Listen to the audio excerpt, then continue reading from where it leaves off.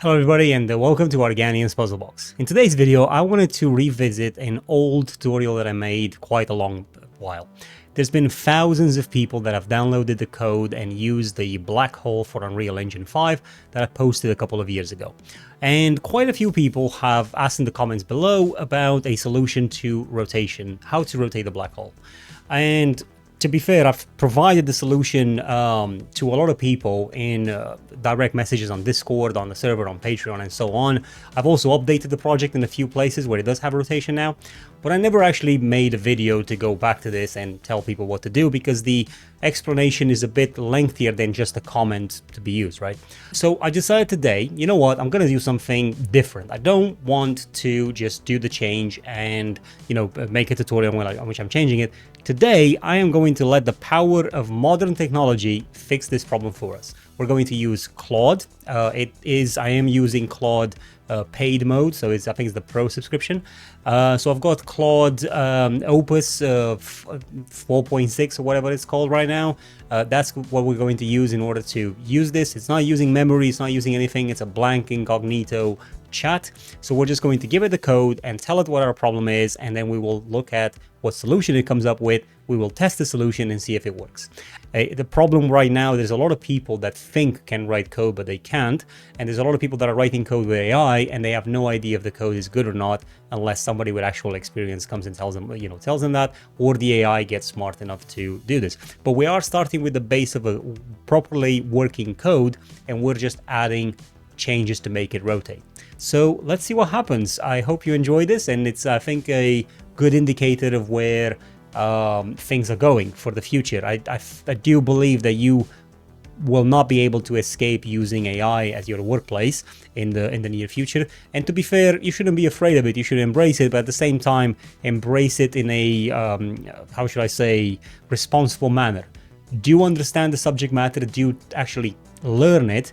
Learn the tool before you actually just start using it. And I think that's the best advice that I could probably give to anybody right now. Oh, and in case it wasn't obvious, the project is available for download from the description below. Just have a look. It's yeah, it's right there. It's actually coming without the solution, maybe. I don't know if I'm going to put the one with the transform. Maybe just use Claude yourself and see. But no, I'm kidding, honestly. I'm going to add the, the rotation to it, no worries.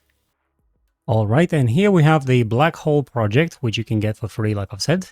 And this black hole project is using a blueprint in here where we can try to rotate the blueprint, but nothing happens. We cannot get the black hole to actually rotate in any direction. And there is no control for the blueprint that can do this either, because right now our black hole is effectively stuck in world Z position, and that's just how it functions.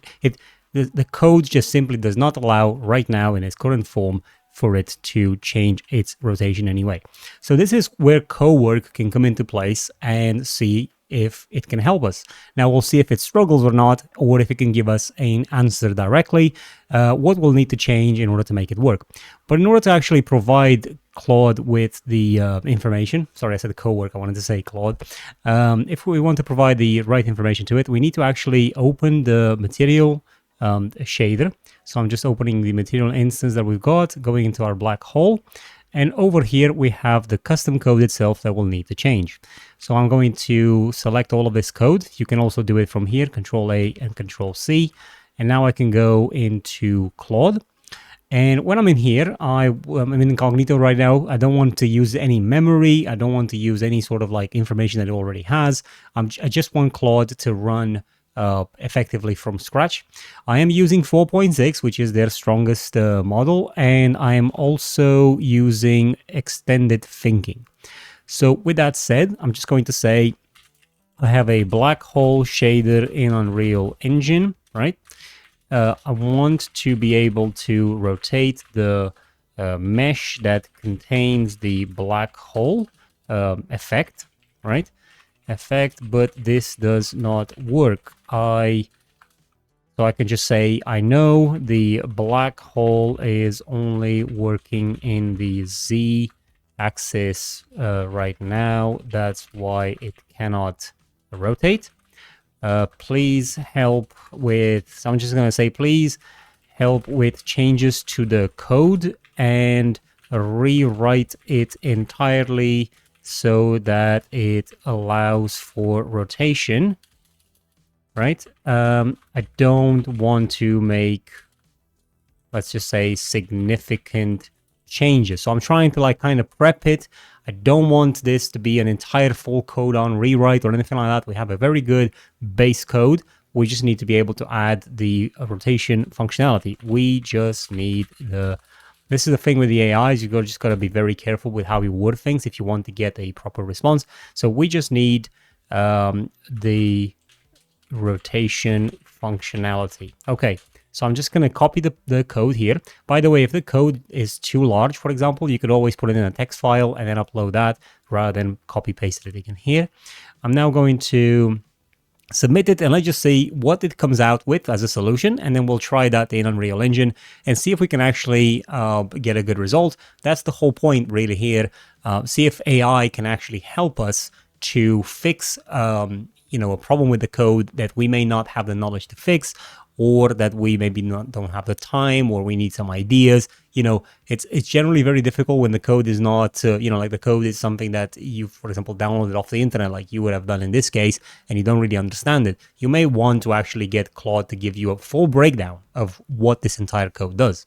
So now it's saying to us that the problem is that the free spots in your code hard-coded the z-axis as the disk plane normal. Here's what needs to change and why. So we're trying to plane crossing test assumes z equals 0 is the disk. All position intersection math uses raw z components. Okay, so the fix: replace the hard-coded z up with a disk normal parameter, then use dot products instead of dot z swizzles, and build a local frame for the texture ATAN2. Right, so that's what I'm using in the code. So he's saying here's the full rewrite. So he's giving us a full rewrite of the code, which is pretty cool. I think it also highlights what it's changing in here. By the way, if you rerun this entire query from scratch again in an incognito mode or whatever with no memory, you will see that some things will have changed. It might give you the same vein response, but some things will have changed. Maybe we'll catalog things differently or whatever. So don't be alarmed by this. It is just the nature of AI in general. And then it says in here, to wire it up in your material graph, you need to feed disk normal as a float-free parameter. The simplest way is to use a transform vector node set to local to world. So transforming it from local to world with an input of 0, 0, 1. This gives you the mesh's local z-axis in world space. So when you rotate the mesh, this normal rotates with it and everything follows. So there's a summary of changes here. So it just says what sort of parameters have changed into what. But let's just have a look. So we're just going to take this particular code, just copy it from here. I'm going to go back in here, and then I'm going to select everything, delete it, and I will add the new code. And now I'm going to press apply. Now, all of a sudden, we will most likely have an error, and that's because we now have this disk normal, which our system, our code is expecting us to have it as an input. Okay, so when you have queries now, like for example, okay, well, this is interesting. So you need to feed disk normal as a float-free parameter. So this means that I could, in theory, right here, create a float-free parameter, which is 0, 0, I believe it said 0, 0, 1, okay? And then we have to take this disk normal name in here, and I can create in the custom code, just going down here to inputs. We've got 24 of them. I can go here at the bottom, and then, sorry, I can go at the top actually and press this plus button over here. And at the bottom, where the new parameter has been created, just name it as disk normal, like that.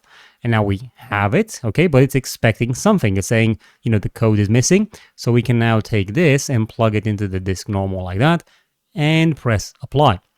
Now, it did say that we need to transform from local to world.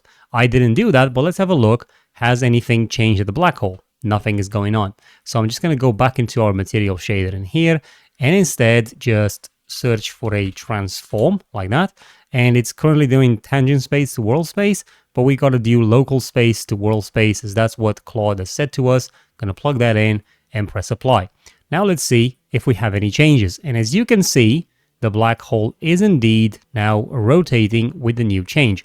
So what to say about this? Like, it's taken a perfectly valid code that just didn't allow for rotation for specific reasons, it read through it, and probably within, I don't know, less than 10 seconds, and gave us a response, which right now, somebody that doesn't know what they're doing is obviously they're just going to be happy that it works. Hurrah, but I would suggest that you now ask it to explain to you specifically what all of these lines of code do, wherever you don't understand it. What are floats? What are, ray marching steps? What is it doing in terms of generating the black hole? But also, why did it come to this conclusion to add this fix? This is, I think, where the power of AI sort of comes in, especially for people who are trying to learn. But as of right now, the system is fully fixed, and the rotation of a black hole is done. Now, again, you can do this in multiple other ways.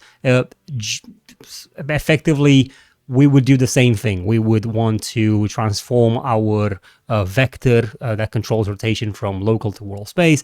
We would probably, like it says in here, if you check, it's added a disk up, disk right, disk forward, local frame, 16 lines before the loop. It's changed these all position Z to dot all position disk up, dot position disk up again. Oh, sorry, divided by that. And then it's also changed some intersects in here, some floats and so on. Again, because this is literally a new input that I've done to it, this solution that it came up with right now is fairly similar, but a bit different from what it did earlier. So again, I would have to actually kind of go through the changes to kind of understand that. But I guess this just showcases the power of AI, something like Claude, which I think is definitely a lot better than, well, effectively a lot better than ChatGPT, that's for certain. Well, another thing that I would strongly recommend is that you go on the website called shadertoy.com and you have a look at all of these effects that people have created here, because all of these are, coded GLSL here, right? So Unreal Engine is using HLSL, but this is all a GLSL. I think it's all like that. Point being that you could go on this website and you can look at all this code here, and effectively you can learn from it. And if you don't know where to start, AI can help explain these effects, and you can also work with AI to effectively transfer these effects into Unreal Engine to use them in there as well. Everything can be done that you see on the screen could be done in Unreal Engine. There's no reason why you cannot do it. Obviously, they might look a little bit different. They might act a little bit different. The code would need to be different, but they're all achievable. There is no reason why this is not something that you could do. So I strongly recommend you do that. It is the time of learning for sure. And I'm just, I'm just telling people, just don't fall back. Just don't fall behind basically with it. Well, thank you guys for watching the video. Hope you enjoyed that. I think I'm going to make a few more videos about using Claude with Unreal Engine, just so we can see what other things it can do. I'm definitely going to look at porting some stuff from Shader into Unreal Engine just to make some really fun effects. But if you have any, any ideas or anything like that, just let me know. Let me know on Discord or in the comment section below. If you have any requests or any suggestions, I'm always looking for feedback and always looking for other viewpoints. Thank you guys for watching, and I'll see you in the next tutorial. And feel free to obviously grab the black hole and change everything that you need for it.